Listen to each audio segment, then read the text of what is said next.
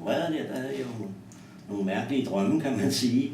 Og hvad der egentlig er sandt, og hvad der ikke er sandt, det tør jeg ikke sige, altså. Men der er sådan nogle ting, der indikerer lidt i, at noget af det er sandt, og noget er ikke sandt. Ikke? Så havde jeg jo nogle drømme på intensivafdelingen. Og de blev sådan set værre og værre, kan man sige, altså mere og mere sådan groteske. Ja. Kan du huske, hvad det var? Ja, den første, jeg kan huske, jeg tror det må have været lige efter, jeg blev opereret og frosset ned og så videre. Ikke? Der kan jeg huske, jeg sagde, at jeg havde ondt i nakken. Og så var der en sød sygeplejerske, der sagde, at du kan få en ispude. Jamen, det var fint nok, og det synes jeg, den var så dejlig. Og så ved jeg så ikke, om det var næste dag eller senere på dagen, men der kom der så en anden sygeplejerske, og der er så stadigvæk ondt i nakken, og så sagde jeg, kan jeg få en ispude? Så sagde jeg, hvad er det? Altså, jamen, det er sådan en pude med is i, det fik jeg af hende, den anden, der var der. Og sådan noget. Jamen, det kunne hun da godt prøve at lave det, men det var ikke så god som den første. Så senere, så kom hende den anden tilbage, det vidste jeg ikke, om det var næste dag, eller hvad det var, men så sagde, kan jeg huske, jeg sagde, i drømmen tror jeg nok bare, altså, at det var dejligt at komme tilbage, så kan jeg få en ispude igen, ikke? Og så stod hende den anden, hun var der også, og så stod hun og kiggede mærkeligt. Det var sådan, det første, der lige dukkede op i mig, ikke?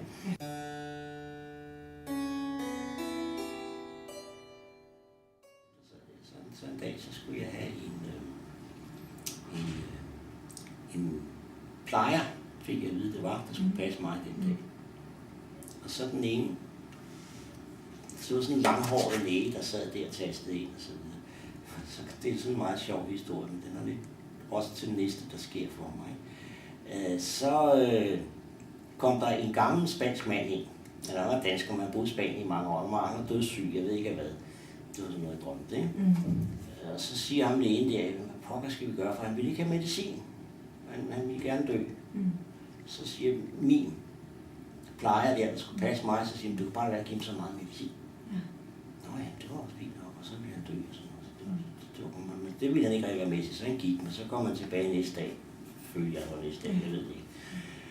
Og så var hans kone med, og så sad de der og fik ikke noget medicin, og så blev de sådan nærmest stivfrosne. Jeg kan huske, konen hun sad sådan med fingrene op, og der voksede sådan en istap op der, ikke? Og sad sådan fuldstændig. Så sker der så det, at så får jeg nogle mærkelige drømme ind, sådan meget mærkeligt noget med en sygeplejerske, der skulle giftes med en anden, der med så og så videre. Så det er meget svært at rode det ind for det. Ja, men det er det. Men så han ville begraves i Spanien. Og så skulle de have fat i en eller anden international ambulance, der kunne komme og hente dem og køre dem til begravelse i Spanien. Og de sad på sådan en bænk der, jeg kan huske den finger der, ikke? Altså, det var meget grotesk, kan jeg sige. Men der har også lidt betydning for senere hen det her, nemlig. Fordi så siger jeg, jamen det kunne jeg da også godt tænke mig. Og så er der sådan en sygeplejerske, der siger til mig, vil du da gerne begraves i Spanien? Så siger jeg, nej, jeg vil bare gerne dernede på ferie. Om jeg har sagt det, det tror jeg ikke, jeg ved det ikke, men altså, der lå vi i sådan en garage med sådan et halvtag, men på en eller anden mærkelig grund, så kunne vi altså se ud igennem.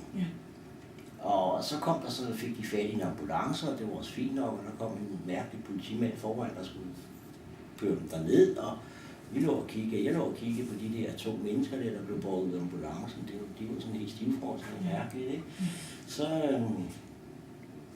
Så kørte de med dem, men så kunne vi følge dem over radioen. Og der kunne vi sådan ligge og høre en stemme der. Nu var de kommet ned til Tyskland, der var de gået motorstop, men de havde fået ordnet, og til sidst var de så kommet til Spanien. Og så kan jeg huske om formiddagen, der kommer så en sygeplejerske ind. Og så tænkte jeg, det var sgu da egentlig under. Det er en, der hedder Peter. Peder hedder hun, ikke? Det var en, jeg arbejdede sammen med i 70'erne. I nogle elev. Det var sådan set en verden. Så kan jeg senere ud af navn, det var ikke hende lige. Det var ikke hende. Men hun lignede hende altså fuldstændig lige til sit brød op. Hun blev sygeplejerske, ikke altså? Men så kom hun hen og spurgte mig, om det kunne lade sig gøre, at min kone og søn kom kl. 11 i stedet for kl. 12. Og så sagde, det kan jeg da prøve at ringe til dem. Det er da fint nok, ikke? Og det gjorde de så, og det var så i orden, og det ved jeg jo rigtigt. Men så siger jeg til en sygeplejerske, jeg kan ikke forstå, hvorfor skal vi ligge i en garage? Og så siger hun, jamen det er en garage, det er en 4-sengsstue. Så siger hun, det er der ikke, du kan da selv se, der er en ambulance derude, ikke? De kører der frem og tilbage, det er ikke, og så videre, så videre.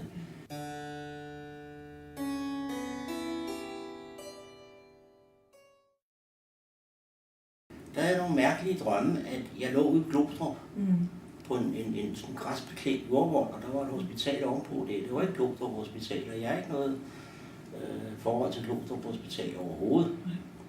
Men det var sådan en jordvold, og der kan jeg huske, der lå jeg så også og kiggede ud igennem glasruder, og på den anden side, der var sådan en slikbutik og sådan noget. Ja. Og i døren der gik sådan en mærkelig, jeg tror det var Spanier, altså sådan noget med sådan en mærkelig kasket på hovedet, eller sådan en hat med et gevær på. Ja. Og så med jævne mellemrum, så kom der sådan en gevær frem fra døråbningen og skød og tilbage igen. Sådan stille og roligt kørte der en film der, og folk de gik sådan rundt ude på jordvolden der og hyggede sig, og jeg tænkte, han må være tosset ham der, sådan et eller andet. Er du forskrækket, eller var du forskrækket? Nej, det var jeg egentlig ikke, men jeg tænkte, det er da noget mærkeligt noget, det der, hvad sker der? Altså, kommer han fra psykiatrisk afdeling, jeg troede, han var tosset, altså sådan noget, han gik bare frem og tilbage. Det der gevær kom ud, og jeg tænkte, så må være et eller andet, jeg ved sgu ikke, hvad det er det her, altså det var noget mærkeligt noget. Ja. Men nej, jeg var ikke forskrækket overhovedet ikke, men jeg synes bare, det var noget mærkeligt noget. Ja. Men jeg så den jordvold og alt det der, og jeg ved ikke hvorfor, jeg tænkte på, at det var Glostrup, det var noget mærkeligt noget. Det var ikke Hvidovre, det var ikke, men det følte jeg altså, det var derude. Ja.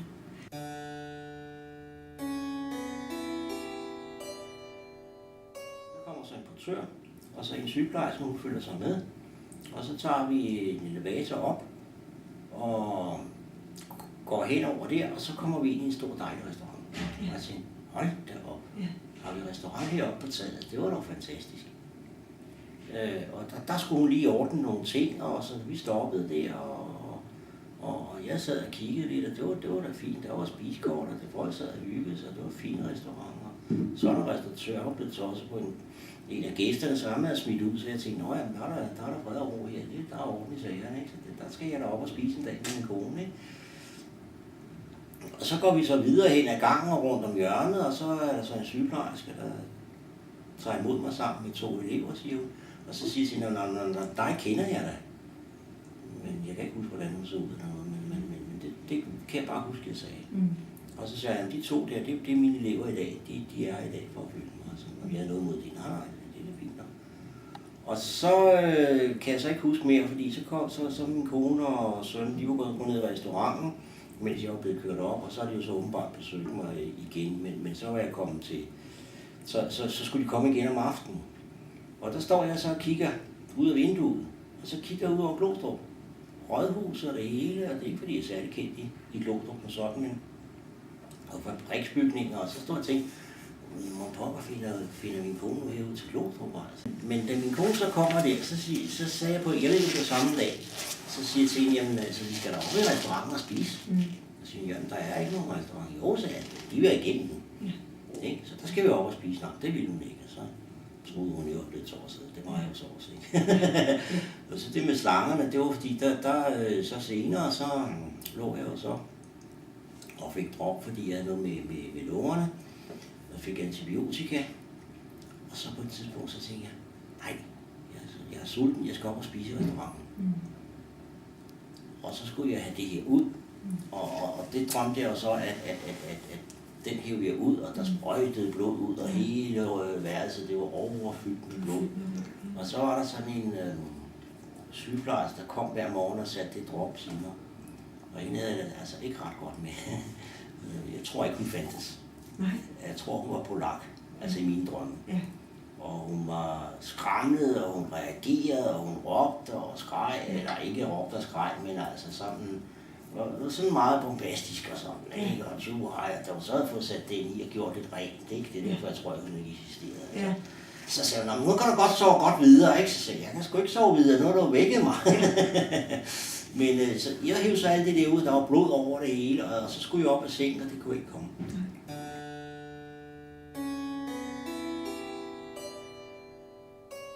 var Tommy Kenter, der sad i værelset ved siden af, og det var nogle radiooptagelser, de skulle foretage. Og han sad og spillede guitar, og det ved jeg, det gør han ikke. Jeg har ikke noget forhold til Tommy Kenter overhovedet, men det var ham og en anden. Og det var den samme melodi, de sad og spillede. Jeg tænkte, det var sgu en dejlig melodi, det må jeg lære at spille. Jeg spiller selv en lille smule guitar. Så tænkte jeg, det må jeg lære at spille. Men så begyndte det at irritere mig lidt, for det var hver morgen, de startede med det samme.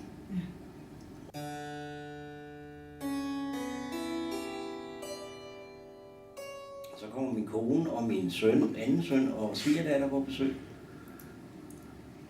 Og så siger jeg til dem, hvorfor er I her i dag? Det har så været i 1. februar. Jeg blev udskrevet den 12. februar, ikke? Så det må være omkring den 3., 4., 5. februar. Så siger jeg, hvorfor er I her i dag? Hvorfor er I ikke i Jylland? Så kan jeg huske min svigerdatter, hun stod og kiggede mærkeligt på mig, og så siger hun, hvorfor skulle vi være det? Jamen det plejer jo altid at være til jul. Ja. Og så blev hun helt mærkelig. Jeg kan godt huske hendes ansigtsudtryk sådan.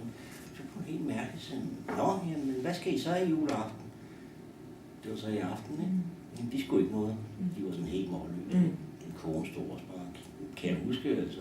Jamen det er fint, siger, så kan vi da fare jul sammen, ikke? Vi får da nok anden steg, de kan da nok lige lave 3 portioner til, og så ringer vi ud i byen og får noget anden steg her. Så kan vi da hygge os her sammen, ikke?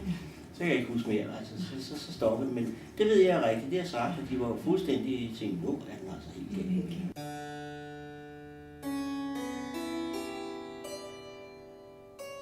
Jamen, jeg tror nok, jeg var mig selv, da jeg kom hjem. Fuldstændig. Altså, der havde jeg ikke nogen drømme eller noget som helst. Nej, det havde jeg ikke. Men jeg spekulerer jo utrolig meget på alle de ting, der var sket der, og tænke på, hvad er rigtigt og hvad er forkert. Og det er sådan noget, jeg har snakket med min kone om senere ind, altså hvad er rigtigt og hvad er forkert i det her, ikke? Så derfor ved jeg, hvad det egentlig har sagt er rigtigt, men når hun ikke har været der og sådan noget, så ved jeg ikke, hvad jeg har sagt til sygeplejen. Jeg ved blandt andet også, jeg sagde til de der, men med hensyn til de der spanier der døde, fordi de ikke skulle have så meget medicin. Og så havde jeg sådan nogle mærkelige, og der begyndte sådan at blive mareridt i det, kan man sige. Så kan jeg huske, at jeg sagde, at jeg kan sgu ikke forstå, hvorfor vi skal ligge her og være vidne til dødshjælp. Altså, det kunne jeg altså ikke klare. Altså, men jeg ved, om jeg har sagt. Det kan jeg ikke sige.